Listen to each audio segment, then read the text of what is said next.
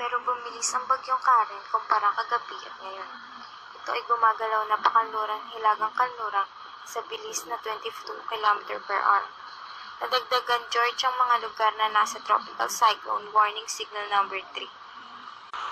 Ito ay ang Pangasinan, Northern Zambales, Tarlac, Nueva Ecija, Aurora, Northern Quezon, kasama na dito ang Polillo Island, La Union, Benguet, Nueva Vizcaya at Quirino.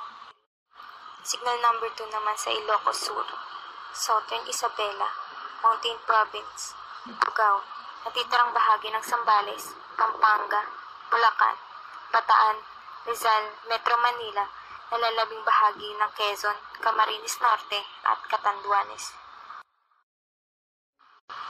Posible pa rin ang storm surge sa mga coastal area.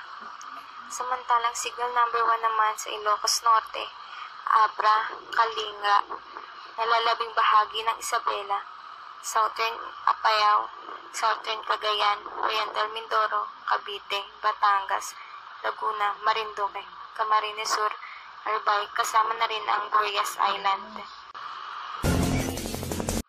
Sa mga report na nakukuha ng Pag-asa mula sa Pera Catanduanes, umabot na sa 406 mm ang ulan sa nakalipas lang na magdamag.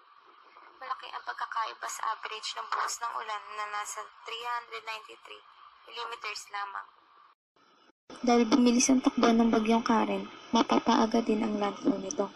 Ngayong hating gabi sa Aurora, tatawid ng umaga hanggang tanghali sa Central Luzon at posibleng lumabas ng PAR sa Lunes ng madaling araw. Malaki ang diameter nitong si Typhoon Karen, na aabot ng 500 km. Kaya malawak din ang mga maapektuhang lugar. Dito naman sa Metro Manila, makakaranas tayo ng mga banayad hanggang malakas na ulan na may malakas na ihip ng hangin ngayong gabi. Binabantayan din ng tropical storm na Haima. Kapag pumasok na ng PAR, ito ay magiging bagyong Lawi. Yan muna ang latest sa Pag-asa. Balik sa'yo, George.